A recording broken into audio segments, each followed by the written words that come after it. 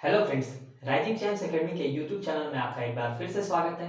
मैं मनमोहन सिंह आपको केमिस्ट्री पढ़ा रहा था और क्लास 12 की केमिस्ट्री में हमने अपने चैप्टर 1 सॉलिड स्टेट में बेसिक पोर्शन और क्लासिफिकेशन को कवर कर लिया था। आज हम अपने थर्ड वीडियो में हम पढ़ेंगे कि कैसे हमने क्रिस्टल लैटिस को क्लासिफाई किया है और उन डिफरेंट क्रिस्टल लैटिस के स्ट्रक्चर को हम जानेंगे। उससे पहले हम लास्ट यूनिट में जो हमने क्वेश्चन किया था उसका हम आज सॉल्यूशन जान लेते हैं। तो हम सबसे पहले क्वेश्चन को देखते हैं जो कि है मेरा आइसोमॉर्फिज्म और पॉलीमॉर्फिज्म।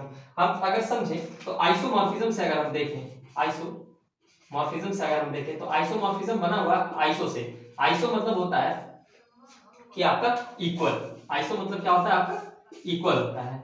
और पॉलीमॉर्फिज्म मतलब पॉली मतलब क्या होता है? मैनी होता है। पॉली मतलब होता है मैनी। अब हम इन दोनों के बात कर लेते हैं क्योंकि ये स्ट्रक्चर की बात थी मॉर्फिज्म से स्ट्रक्चर से। तो आइसोमॉर्फिज्म वो होते हैं कि जो दो या दो से ज्यादा यानी कि मैनी कंपाउंड जिनका स्ट्रक्चर सेम हो, यानी कि many compounds which have same structure। और पॉलीमॉर्फिज्म होता है एक ही कंपाउंड के डिफरेंट स्ट्रक्चर्स हो। यानी पॉलीमॉर्फिज्म क्या है? वन कंपाउंड है मोर देन वन स्ट्रक्चर।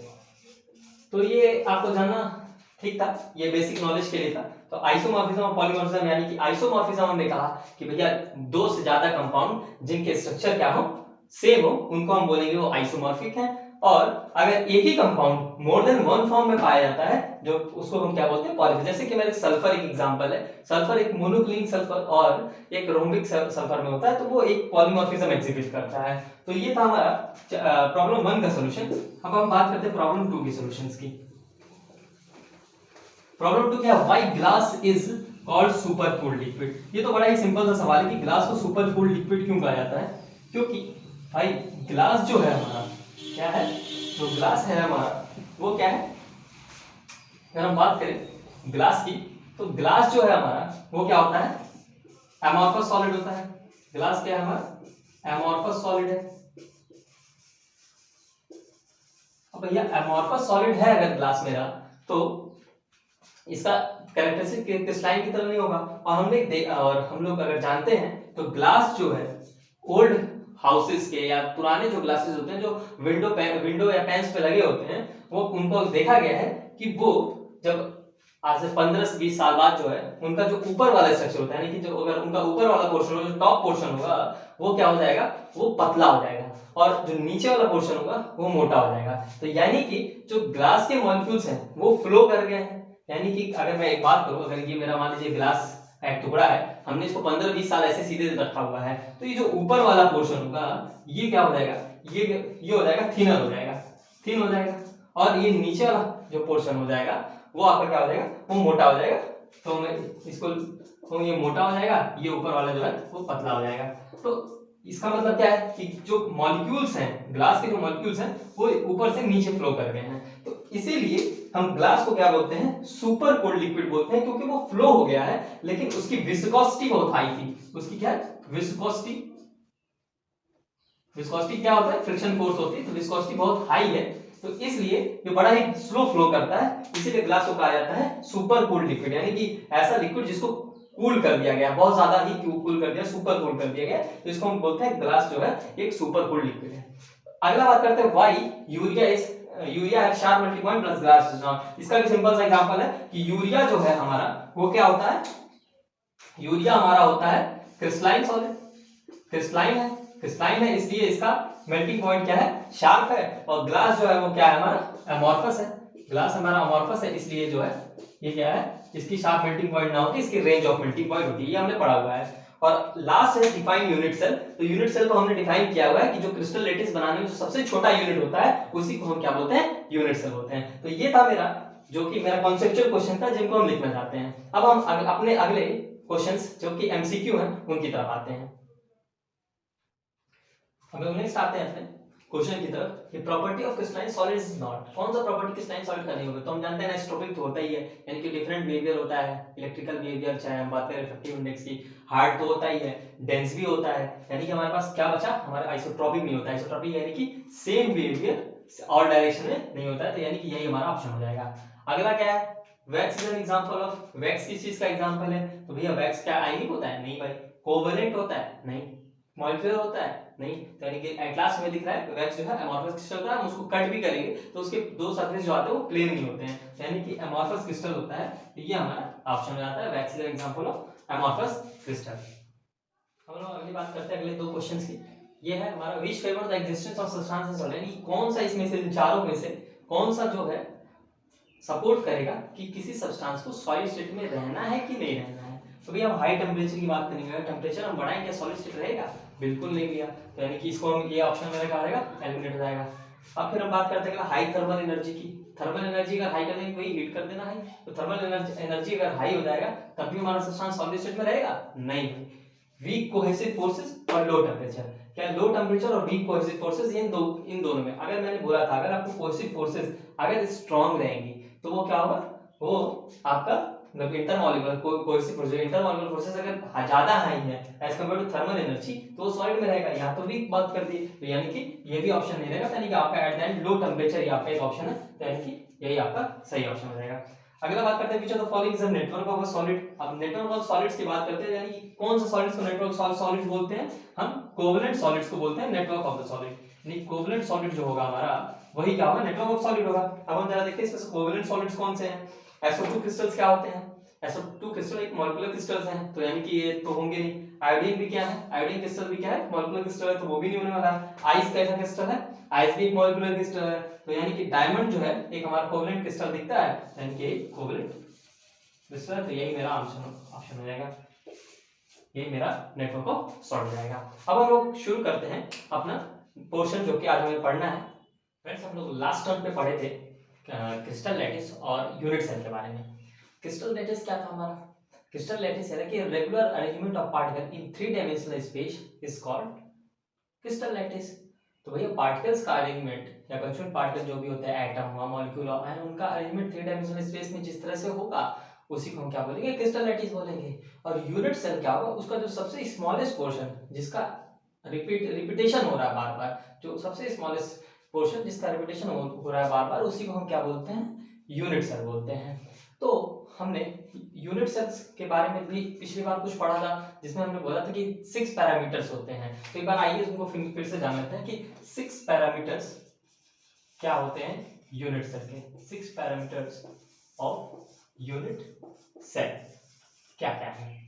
अगर हम 6 पैरामीटर ऑफ यूनिट सेल की बात करें तो क्या क्या है, एक मैं यूनिट सेल बना लेता हूं सिंपल।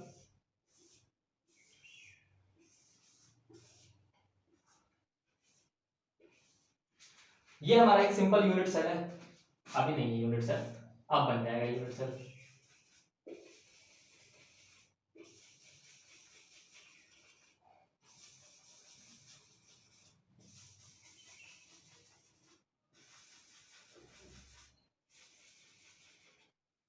अब ये हमारा यूनिट सेल बन गया है।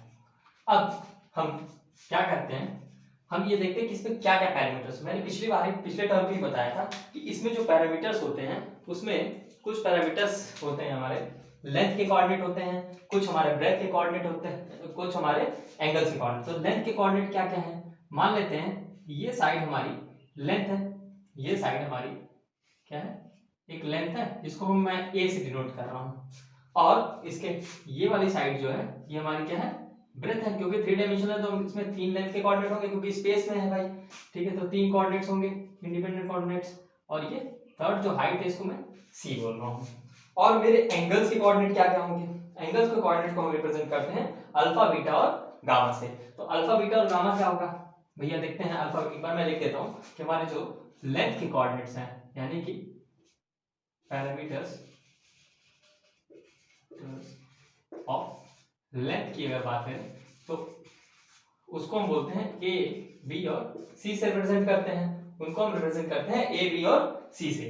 और अगर हम बात करें एंगल्स की बात करते हैं तो पैरामीटर्स ऑफ एंगल्स की बात करें, पैरामीटर्स ऑफ एंगल्स की बात करें अगर, तो हम उनको डिनोट करते हैं अल्फा बीटा और गामा से।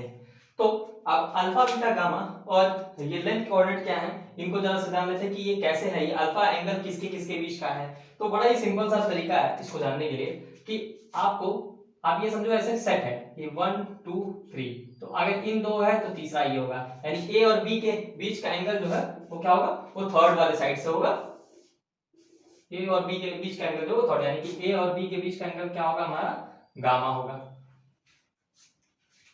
ए और बीच का एंगल जो होगा हमारा क्या होगा, वो हमारा होगा गामा। और ए और सी के बीच का एंगल क्या होगा, ए और सी के बीच का एंगल क्या होगा, ये हमारा होगा बीटा। ए और सी के बीच का एंगल हमारा होगा बीटा। और बी और सी के बीच का एंगल जो होगा वो हमारा होगा, बी और सी के बीच का एंगल वो हमारा होगा अल्फा। तो इस तरह से हम ये सारे यूनिट सेल के जो 6 पैरामीटर्स होते हैं इनको, यानी कि हमने जान लिया कि 3 पैरामीटर्स होते हैं हमारे लेंथ के और 3 पैरामीटर होते हैं हमारे एंगल के। अब हम अगली बात हमको जो करनी है वो हमको करनी है कि इनके बेसिस पर हमने कितने सिस्टम बनाए हैं क्रिस्टल स्ट्रक्चर के। तो हम 7 सिस्टम्स हमने इनके अरेंजमेंट से बनाया है कि अल्फा बीटा के गामा के जो अरेंजमेंट ऑफ एटम्स है कि एंगल्स क्या है, उनके साइड्स बराबर है कि नहीं है, उनके बेसिस पर हमने 7 क्रिस्टल सिस्टम को बनाया है, जिनसे हमको 14 तरह के 14 टाइप्स के हमें लैटिसेस मिलते हैं। जिन अगर हमने कोई भी सब्सटेंस मिलेगा, कोई भी सॉलिड मिलेगा, यानी कि उसी 40 लैटिस में से आएगा और इन्हीं 7 सिस्टम में से आएगा। तो हमको अब वो पढ़ना है कि वो 7 सिस्टम क्या क्या है। अब हम बात करते हैं कि कितने तरह के क्रिस्टल सिस्टम होते हैं, जो कि अल्फा बीटा गामा एबीसी यानी 6 पैरामीटर्स के इंटरचेंज करने से हमें जो 7 सिस्टम्स मिलते हैं उनके बारे में बात करना है। यानी कि मैं लिख रहा हूं टॉपिक 7 क्रिस्टल सिस्टम। तो 7 क्रिस्टल सिस्टम में सबसे पहला क्रिस्टल सिस्टम जो होता है वो होता है क्यूबिक। क्यूबिक नाम से पता चल रहा है कि क्यूब होगा, तो क्यूब होगा तो उसकी क्या होगी, सारी साइड्स जो होंगी क्या होगी, वो बराबर होंगी, यानी ए बराबर बी बराबर सी हमें मिलेगा। और जो एंगल्स की बात करेंगे, एंगल्स की जो होते हैं अल्फा बीटा और गामा, ये भी तीनों बराबर होंगे, तीनों 90 डिग्री के बराबर होंगे। अब और क्या बात होती है, इनका स्ट्रक्चर कैसा होता है भैया, एक बार फिगर भी देख लेते हैं कैसा स्ट्रक्चर होता है इनका। फिगरेटिवली देखें तो इनका स्ट्रक्चर ऐसे होता है, एटम अगर कॉर्नर पे प्रेजेंट है तो इनको हम सिंपल क्यूबिक क्रिस्टल बोलते हैं, यानी एटम्स अगर कॉर्नर्स पे प्रेजेंट है तो इनको क्या बोलते हैं, सिंपल क्यूबिक क्रिस्टल बोलते हैं। लेकिन ऐसा जरूरी नहीं है कि एटम सिर्फ कॉर्नर्स पे ही प्रेजेंट हो, एटम जो है वो सेंटर में, तो इसको मैं लिखता हूं सिंपल क्यूबिक। और एटम्स अगर इसकी बॉडी के बीच में भी प्रेजेंट है, जैसे बॉडी के अगर बीच में प्रेजेंट है अगर कोई एटम, तो हम उसको क्या होता है बीसीसी, यानी कि कॉर्नर्स के अलावा जो एटम वो बॉडी के बीच में सेंटर में भी प्रेजेंट हो तो हम उसको क्या बोलते हैं, उसको हम बोलते हैं बीसीसी स्ट्रक्चर, यानी कि बॉडी सेंटर क्यूबिक स्ट्रक्चर। तो बीसी इसको बोलते हैं बॉडी सेंटर क्यूबिक। और इस क्यूबिक सिस्टम में एक और सिस्टम हो सकता है, पॉसिबल होता है, जो कि फेसेस पे होता है, यानी कि उसको हम बोलते हैं फेस सेंटर क्यूबिक क्रिस्टल। तो फेस सेंटर के लिए हम एक बार देख लेते हैं कैसे बनेगा face centre cubic crystal. Face centre cubic crystal में क्या होगा, एटम्स कॉर्नर पे तो प्रेजेंट रहेंगे, कोई नो डाउटली कॉर्नर्स पे तो एटम्स हमेशा प्रेजेंट होंगे, क्योंकि यही जो है बिल्डिंग ब्लॉक है, यही बनाते हैं एटम्स को। लेकिन एटम्स जो है वो क्या होंगे, वो हर फेसेस के सेंटर में भी एटम्स होंगे, हर फेसेस के सेंटर में भी एटम प्रेजेंट होंगे, यानी 6 फेसेस हैं तो 6 एटम्स और होंगे भैया। अब हमें यानी कि हमारे इसको हम बोलते हैं face centre cubic crystal, face centre cubic crystal.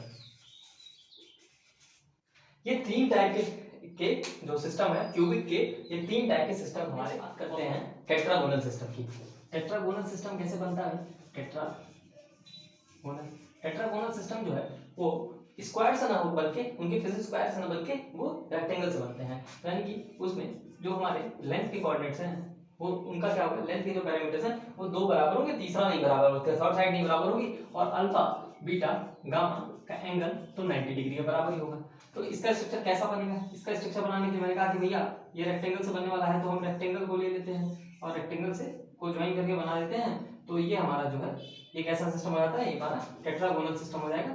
Atom हमने कॉर्नर पे अगर प्रेजेंट है तो इनको सिंपल टेट्रागोनल सिस्टम बोलेंगे। अगर एटम बॉडी के सेंटर में प्रेजेंट है तो उसको बॉडी सेंटर टेट्रागोनल सिस्टम होता है। और ये यही दो तरह के इसमें टेट्रागोनल सिस्टम इसमें पाए जाते हैं। एक तो ये हो गया सिंपल हमारा, अगर कभी बॉडी के बीच में प्रेजेंट हुआ, बॉडी के बीच में बॉडी सेंटर हो जाएगा तो उसको हम क्या बोलेंगे, उसको हम बोलेंगे बॉडी सेंटर्ड,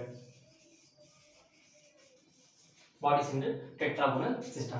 नेक्स्ट जो आता है हमारा वो आता है हमारा ऑर्थोरोम्बिक क्रिस्टल सिस्टम। तो ऑर्थोरोम्बिक क्रिस्टल सिस्टम कैसे हम करेंगे? ऑर्थोरोम्बिक क्रिस्टल सिस्टम के लिए हमारे पास बड़ा ही सिंपल सा तरीका है। ऑर्थोरोम्बिक क्रिस्टल सिस्टम के लिए हम क्या करते हैं, उसका भी लिख लेते हैं, ऑर्थोरोम्बिक क्रिस्टल सिस्टम। ऑर्थोरोम्बिक कैसे होगा? ऑर्थो से बदलता है 90 डिग्री है, यानी कि इसमें भी एंगल्स होंगे वो क्या होंगे, हमारे सारे ही 90 डिग्री के बराबर होंगे। लेकिन और सारे साइड्स जो हैं वो सारे साइड जो है वो बराबर नहीं होंगे। तो सारे साइड बराबर नहीं होंगे यानी कि A is not equal to B not equal to C होगा। तो कैसा इसका स्ट्रक्चर बनेगा जरा उसको भी देख लेते हैं।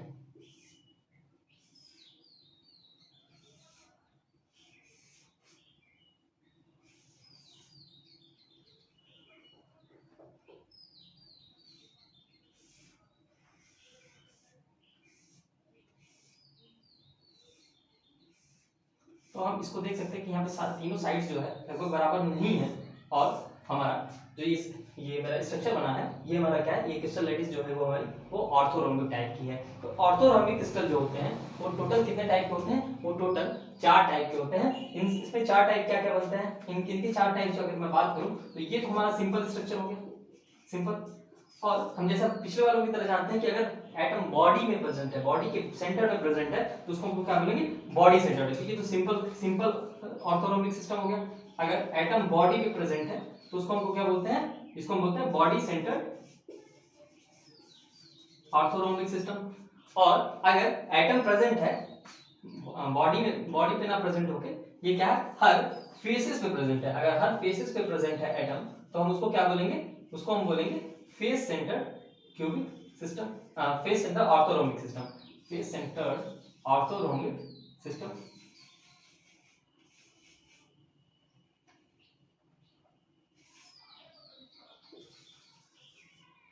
तो इस तरह से हमारे 6 एटम्स और हो गए।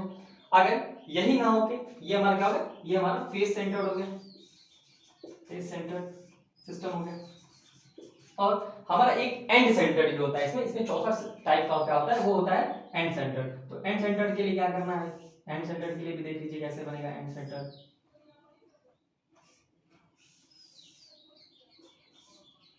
मान लीजिए ये आपका क्रिस्टल स्ट्रक्चर है। एंड सेंटर्ड के लिए क्या है, किसी भी दो अपोजिट फेसेस पे एटम्स हो तो उनको बोलते हैं हम एंड सेंटर्ड। तो मान लेते हैं कि एक ये फेस ये ऊपर वाला हो गया तो इसको मैं कह दूं और एक नीचे वाला है तो हम इसको क्या बोलते हैं, ये जो है मेरा एंड सेंटर ऑर्थोरोम्बिक सिस्टम है, एंड सेंटर ऑर्थोरोम्बिक सिस्टम है। तो इस तरह से ये 4 तरह के इसके हो गए। यानी हमने पढ़ा कि क्यूबिक के 3 टाइप्स के होते हैं, टेट्रागोनल के 2 टाइप्स के होते हैं और ऑर्थोरोम्बिक के 4 टाइप्स होते हैं। यानी कि हमारे कुल मिला के हो गए 4 3 7 और 2 9 9 तरह के लैटिस हमने पढ़ लिए। अब हमें पढ़ने हैं 4 डिफरेंट तरह के और लैटिस। हमने ये थर्ड पॉइंट था। हम अगर 4 डिफरेंट तरह के लैटिस की और बात करें तो अगला आता है हमारा मोनोक्लिनिक। अच्छा, इनके एग्जांपल्स की बात, इनके एग्जांपल्स मैं अभी जब समराइज करूंगा तो मैं इनके एग्जांपल्स को भी बता देता हूं आपको कि इसमें कौन कौन से क्रिस्टल आते हैं। नेक्स्ट हम बात करते हैं कि मोनोक्लिनिक में क्या होता है, मोनोक्लिनिक क्रिस्टल्स में क्या होता है। तो 4th टाइप है हमारा मोनोक्लिनिक। अब मोनोक्लिनिक में क्या होगा भाई, मोनोक्लिनिक हमने देखा कि सारे साइड्स बराबर नहीं होंगे। मोनोक्लिनिक के क्या होता है, इसके सारे साइड्स बराबर नहीं होते हैं। तो अंतर और क्या होता है, इसमें अल्फा और गामा का एंगल 90 डिग्री तो होता है लेकिन बीटा का एंगल 90 डिग्री नहीं होता है। तो इसको मैं बनाऊंगा आपको क्यूबिक की तरह ही दिखेगा, क्योंकि जो बीटा वाला एंगल है जो कि 90 नहीं है उसको यहाँ पे 3 डायमेंशन में देखना पड़ता है, जो कि हम यहाँ पे अगर डायरेक्टली देखेंगे तो हमें वो मतलब दिखेगा नहीं, क्योंकि वो ऐसे ही सेम डायरेक्शन जो है हमारा वो क्यूबिक में था तो इसलिए इसमें दिखेगा नहीं। तो इसके ये एक ही टाइप का होता है, सॉरी दो टाइप के होते हैं, ये भी मोनोक्लिनिक। इसमें मान लेते हैं कि हमारा जो बीटा वाला एंगल है ये ए है, ये सी है, ये बी है, तो ये बीटा वाला एंगल है ये हमारा 90 डिग्री ना नहीं होता है, बाकी हमारे ये जो दोनों एंगल्स होते हैं वो 90 डिग्री होते हैं। इसमें भी इसके जो क्रिस्टल सिस्टम है इसमें भी दो तरह के होते हैं, दो तरह के क्या होते हैं, एक बॉडी सेंटर्ड होता है, एक सिंपल क्यूबिक होता है। सिंपल होता है तो उसको हम बोलते हैं सिंपल मोनोक्लिनिक क्रिस्टल, और एक बॉडी सेंटर मोनोक्लिनिक क्रिस्टल। तो इस तरह से ये मेरा फोर्थ सिस्टम हो गया। अब हम नेक्स्ट बात करते हैं फिफ्थ सिस्टम की, जो कि हमारा क्या है, अब हम फिफ्थ सिस्टम की बात करते हैं जिसको हम बोलते हैं ट्राइक्लिनिक सिस्टम। फिफ्थ सिस्टम हमारा क्या है, उसको हम बोलते हैं ट्राइक्लिनिक। ट्राइक्लिनिक सिस्टम में क्या होता है, हमारे साइड्स जो हैं वो तो बराबर नहीं होते हैं, सारे साइड्स जो बराबर नहीं होंगे, और उनके बीच का एंगल जो होगा अल्फा, बीटा और गामा, ये भी जो है ये भी बराबर नहीं होंगे, साथ में 90 डिग्री भी नहीं होंगे। तो बराबर भी नहीं होंगे, 90 डिग्री नहीं, तो इसका स्ट्रक्चर कैसा बनेगा, इसका स्ट्रक्चर अगर हम बनाएं तो बड़ा ही सिंपल से बन सकता है इसका स्ट्रक्चर हमारा।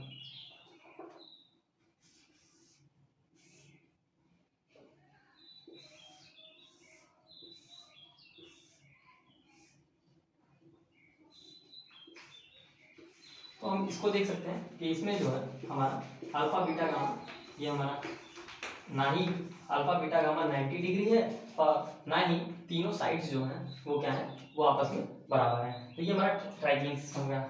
सिक्स्थ सिस्टम जो आता है इसको हम बोलते हैं ट्राइगोनल सिस्टम, ट्राइगोनल सिस्टम, और इसको रोम्बोहेड्रल बोलते हैं। इसके साथ क्या है, इसमें साइड्स तो सारी बराबर होती हैं, ए बराबर बी बराबर सी तो होता है, लेकिन एंगल्स भी बराबर होंगे, एंगल भी अल्फा बराबर बीटा बराबर गामा होता है, लेकिन वो कोई भी 90 डिग्री के बराबर नहीं होता है। तो उस सिस्टम को जो बनता है उसको हम बोलते हैं ट्राइगोनल सिस्टम। तो वो कैसे बनता है, उसको बनाने के लिए क्या करते हैं, उसको बनाने के लिए हम रोम्बस ले लेते हैं, और रोम्बस से जब हम बनाएंगे तो मैं सही से बना लेता हूँ, इसको हम लोग थोड़ा बड़े में बना लेते हैं ट्राइगोनल सिस्टम को।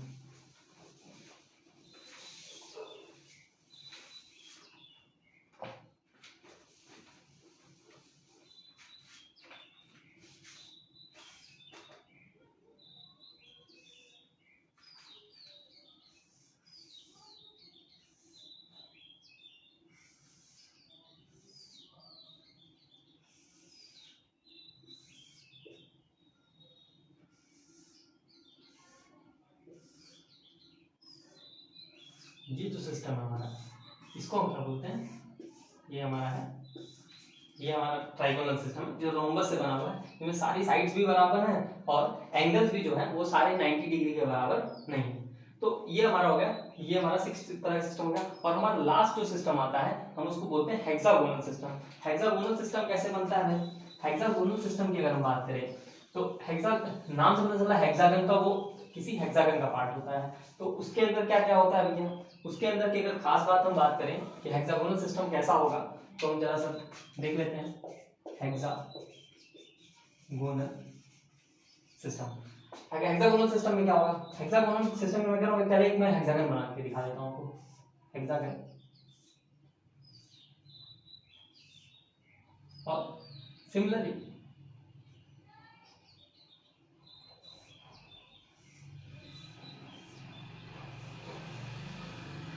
अब मैं अपोजिट फेसेस को मैं जोड़ देता हूं इनको।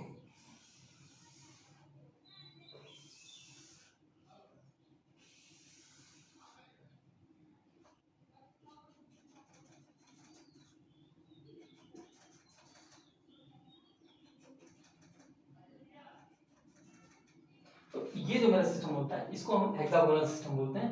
लेकिन ये पूरा मेरा है, ये तो क्रिस्टल की तरह नहीं है, इसका जो क्रिस्टल होता है वो कुछ इस प्रकार से होता है कि ये जो अब मेरा पार्ट होगा ये हमारा क्या होगा,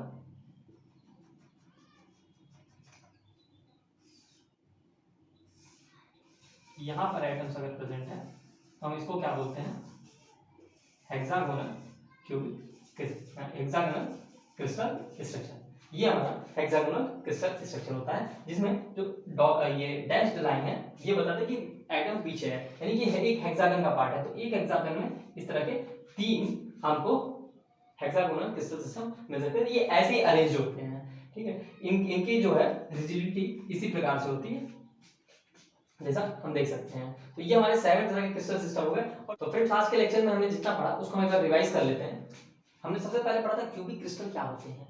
क्यूबिक क्रिस्टल हमने देखा था कि सारे साइड्स बराबर थे और सारे ही एंगल जो है वो 90 डिग्री थे। इसके एग्जांपल की बात करें तो सोडियम क्लोराइड और कॉपर, इनको हम ऐसे एज इट इज याद करना है हमको कि हमें ये एक्सियल लेंथ और एक्सियल, क्योंकि कई बार क्वेश्चन में क्या आता है कि एक्सियल लेंथ और एक्सियल एंगल्स दिया रहता है, हमसे पूछता है कि किस टाइप का क्रिस्टल है, तो आपको ये बताना होता है कि कौन सा क्रिस्टल आपको सेलेक्ट करना होता है। तो हम अगर दूसरा बात करें तो हमारा टेट्रागोनल था जिसमें दो साइड्स बराबर थी जो कि थर्ड साइड के बराबर नहीं था और एंगल तो हमारे 90 डिग्री थे। इसकी एग्जांपल की बात करें तो व्हाइट टिन ऑक्साइड जो है इसका एक बेस्ट एग्जांपल है। ऑर्थोरोम्बिक क्रिस्टल की अगर बात करें तो क्या है इसके इस क्रिस्टल सिस्टम में, इसमें तीनों साइड बराबर नहीं होती हैं लेकिन एंगल तब भी 90 डिग्री होते हैं। इसका एग्जांपल जो है टाइटेनियम ऑक्साइड का सबसे बेस्ट एग्जांपल है।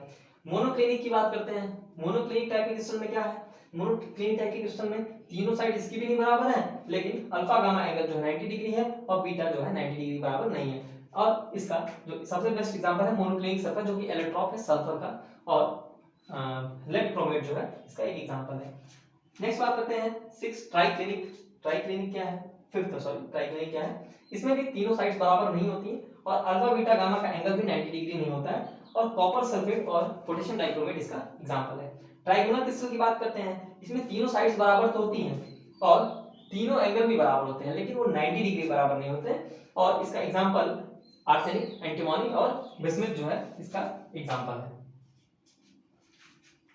हेक्सागोनल सिस्टम क्या है, हेक्सागोनल सिस्टम में दो साइड बराबर है लेकिन वो थर्ड साइड के बराबर नहीं है और अल्फा बीटा जो एंगल है वो 90 डिग्री है और गामा 120 डिग्री है और इसका एग्जांपल जो है ZnO है यानी जिंक ऑक्साइड है। तो फ्रेंड्स आज के लेक्चर में बस इतना ही। आपको नेक्स्ट टर्म में मिलेंगे तो हम लोग पैकिंग एफिशिएंसी और क्लोज पैकिंग कैसे होती है ये इसके बारे में डिस्कस करेंगे और हम थोड़ा सा contribution of every atom in per unit cell यानी कि जो डिफरेंट टाइप के एटम्स हैं जैसे कि कोई कॉर्नर वाले हैं, ठीक है, कोई एंड सेंटर्ड है, कोई फेस सेंटर्ड है, इनका कंट्रीब्यूशन एक यूनिट सेल में कितना होता है हम इसको पढ़ेंगे। तो फ्रेंड्स आपको अगर अच्छा लगा हो तो लाइक शेयर और सब्सक्राइब जरूर करिएगा और अगर आपको कोई भी मेरे प्रॉब्लम से रिलेटेड मेरे टॉपिक से रिलेटेड या मेरे टॉपिक से नहीं रिलेटेड केमिस्ट्री से रिलेटेड कोई भी डाउट है तो आप हमारे टेलीग्राम चैनल को ज्वाइन कर सकते हैं जिसका लिंक डिस्क्रिप्शन में होगा। तो आप वहां से देख लीजिएगा और अपने डाउट पोस्ट करिएगा, मैं आपके आंसर जो है एज सून एज पॉसिबल आपको दे दूंगा। ठीक है, thank you and bye bye.